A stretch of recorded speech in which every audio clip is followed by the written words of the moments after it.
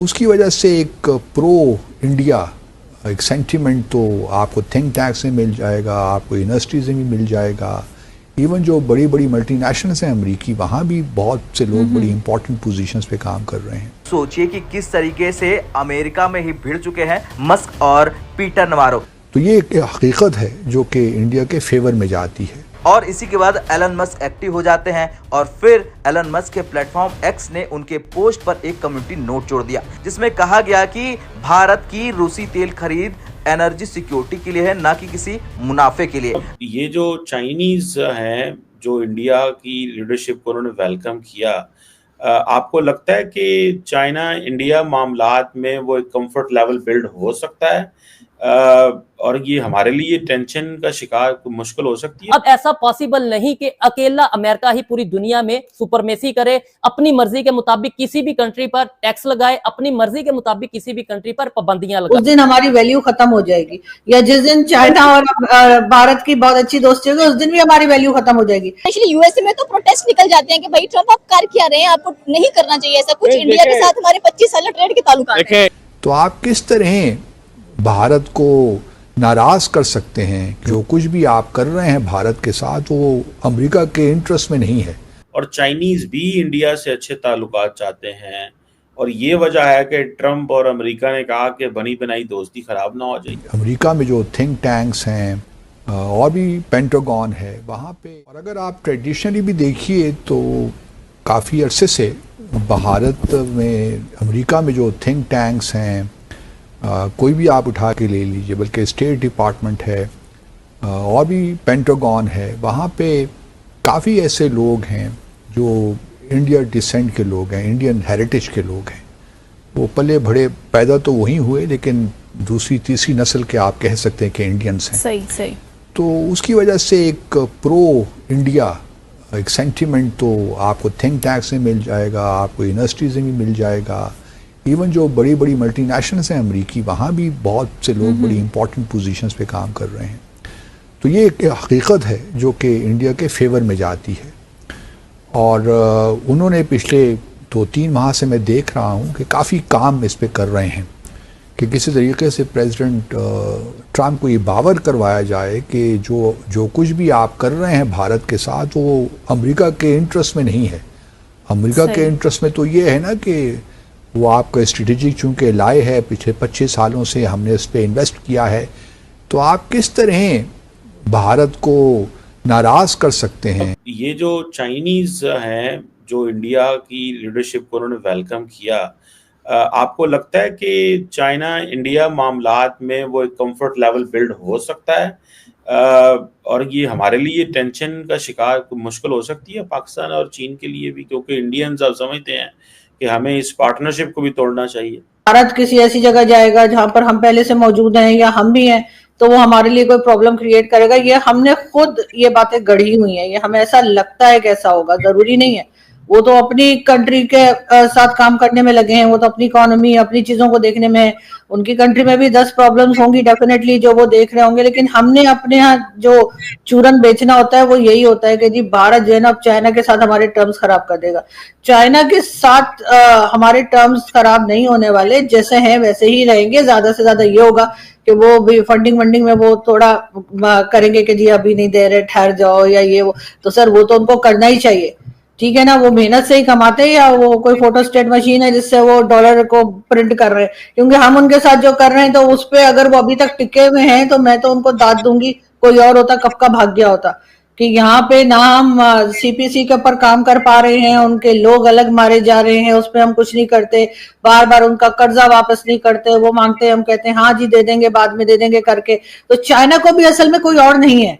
जिस दिन चाइना को कोई और मिल गया ना, या जिस दिन चाइना और भारत की बहुत अच्छी दोस्ती होगी उस दिन भी हमारी वैल्यू खत्म हो जाएगी। चाइना बेसिकली हमें इस्तेमाल करता है भारत के लिए और हम हो रहे हैं, हम अमेरिका के लिए भी यूज होते हैं, हम चाइना के लिए भी होते हैं, इसीलिए हमें पैसा मिलता है। ऐसा कौन सा हमारे अंदर जो है हमने कोई ऐसे काम किए हैं कि हमारे अंदर हीरे लगे हुए कि वो आकर हमारे साथ काम कर रहे हैं। लेकिन हमने या तो कुछ डिलीवर किया होता तो कह सकते थे कि जी चाइना को तो बहुत फायदा हो गया जी, सीपीसी हमने टाइम से कंप्लीट कर लिया, ना कोई करप्शन हुई ना कुछ। लेकिन ऐसा तो कुछ भी नहीं हुआ है। हम तो उल्टा पैसा खाते चले जा रहे हैं, हमारे लोग पिज्जा फ्रेंचाइज बना रहे हैं, यहाँ से भाग रहे हैं, इमरान खान उन्हें क्लीन चिट दे रहे हैं। ऐसे इमरान खान की कोई बात नहीं सुनी जाती, हर चीज में कहते हैं इमरान खान गलत है, लेकिन आसिम सलीम बाजवा पे इमरान खान को किसी ने कुछ नहीं कहा। मैं कहता हूँ मैडम, आपको नहीं, लोग कह रहे हैं हम चाइनीज को खा गए हैं, ठीक है ना जी। तो हम भी तो चाइनीज के इंटरेस्ट को प्रोटेक्ट करते हैं, चाइना की टेक केयर करते हैं, उसके बहुत सारे वेपन्स जो हैं वो इस्तेमाल करते हैं। फिर तो हमें यकीनन चाइना को हमने क्या पैसे दिए हैं, वो जो हमने उनसे जो वेपन्स लिए हैं वो सब लिए हैं, तो चाइना इस्तेमाल कर रहा है, तो भाई फिर हम ना इस्तेमाल हो ना, आप क्यों इस्तेमाल हो रहे हैं?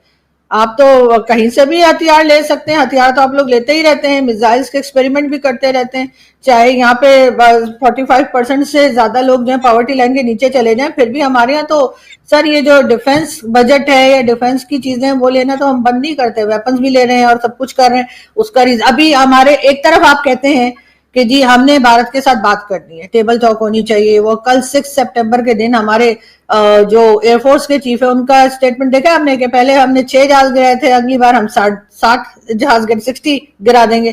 तो जब आप इस तरह के मैसेजेस देंगे, जब आप ऐसे मैसेजेस देंगे सर, तो क्या होगा? आपका क्या ख्याल है? सरदार बहुत खुश होगा, शाबाशी देगा, जाहिर है फिर भारत की तरफ से यही होगा कि हमने बात नहीं करनी।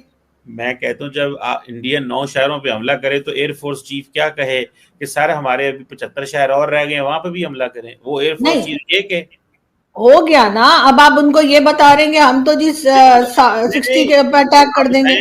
उनको रोकना असल मकसद है, उनको रोकना। पाकिस्तान की तो सारी स्ट्रेटजी डिफेंसिव है, ऑफेंसिव तो है ही नहीं है मैडम। नहीं तो सर बात सारी एक तरफ आप कहते हैं आपने भारत से बात करनी है, आपने भारत के साथ डायलॉग करना है, आप टेबल पे लाना चाह रहे हैं, दूसरी तरफ आप इस किस्म की धमकियां लगा रहे हैं। अगर फॉर एग्जाम्पल अगर मेरा किसी से झगड़ा हो गया है और मैं उसके बाद उससे बात करना चाह रही हूँ, तो मैं क्या कहूंगी कि हाँ जी आप मेरे से बात कर लें, आए बात करते हैं या आए डायलॉग करते हैं, या मैं कहूंगी अच्छा तुम जरा मुझे फोन करो, मैं तुम्हें अभी पटाख के धोती हूँ। तो नमस्कार दोस्तों, वेलकम टू केवी पॉलिटिकल। दोस्तों हाल ही में भारत और पाकिस्तान के बीच में ऑपरेशन सिंदूर के बाद से सारी टेंशन्स अपडेट होने स्टार्ट हो गई थी, जिसके बाद में डोनाल्ड ट्रंप ने खुद की वाही करवाते हुए बताया था कि ये भारत और पाकिस्तान के बीच में एक एलिमिनेटर का वर्क कर रहे थे। लेकिन ऐसा दोस्तों हुआ नहीं और इंडिया ने माना ही नहीं कि डोनाल्ड ट्रंप का इसमें कुछ रोल था। इंडिया ने अपनी मर्जी से सीज फायर किया और इस युद्ध को होने से रोका। इसमें जो भाग लेने के लिए डोनाल्ड ट्रंप आगे भाग रहे थे वैसा हुआ नहीं। ये बात अगर डोनाल्ड ट्रंप को आखिरी होगी तो उन्होंने इसके थ्रू इंडिया पर सेंक्शन इम्पोज करना स्टार्ट कर दिया और ट्रंप के द्वारा इस पर ज़बरदस्त सेंक्शन लगाए गए। ये अब तक की स्टोरी थी। इसके बाद वो भारतीय प्रधानमंत्री SCO के समिट के लिए चाइना गए, वहाँ पर वो रशिया और चाइना से घुलकर मिले, जिसके बाद वे डोनाल्ड ट्रंप की फिजूल सी अपडेट और नोटिफिकेशंस हमें मिलती आई, मतलब उनके ट्वीट्स वगैरह। उन्होंने ज़बरदस्त ट्वीट करके इंडिया के खिलाफ प्रॉपरली माहौल बनाने का प्रयास किया, जिसके एवज में इंडिया ने भी प्रॉपरली एक अच्छा खासा रिप्लाई देते हुए उन्हें ये बता दिया कि आप लोग सक्षमता के साथ अपना वर्क कर रहे हो, लेकिन इतने भी सक्षम नहीं है अमेरिका की इंडिया अपने घुटने टेक दे। जिसके बाद फिर से कंडीशन से अप्लाई होती है। अब उन्हीं की रणनीति में एलोन मस्क ने भी डायरेक्टली डोनाल्ड ट्रंप को बताते हुए जता दिया है कि आपकी नीति काफ़ी गलत है, क्योंकि आप अपने देश के अंदर से जिसके कारण अमेरिका हमेशा से फेमस हुआ है उसका एक मुख्य कारण था अमेरिका टैलेंट को खींचता था। इंडिया के कई IITian टॉप एजुकेटर्स वहाँ चले जाते थे। जिसके बाद में सबसे पहले तो ये देखा गया कि एलोन मस्क ने डायरेक्टली डोनाल्ड ट्रंप को ये बोल दिया है कि आप इंडिया के साथ ये गलत कर रहे हो, और एलोन मस्क ने कहा है कि वो जिस देश में उनकी कंपनी को फ़ायदा मिलेगा वहाँ वो अपने तरफ से व्यापार करना जारी रखेंगे। इसलिए वो इंडिया में खुद की कंपनी को स्टेब्लिश करने के लिए भी तैयार है और आने वाली फ्यूचर में भी इंडिया को एक उभरता हुआ मार्केट ही देख रहे हैं। इंडिया एक ग्रोइंग इकोनॉमी है जिसका सपोर्ट उन्होंने किया है। इस पर आप लोगों की क्या राय है कमेंट सेक्शन में ज़रूर बताएं। जय हिंद।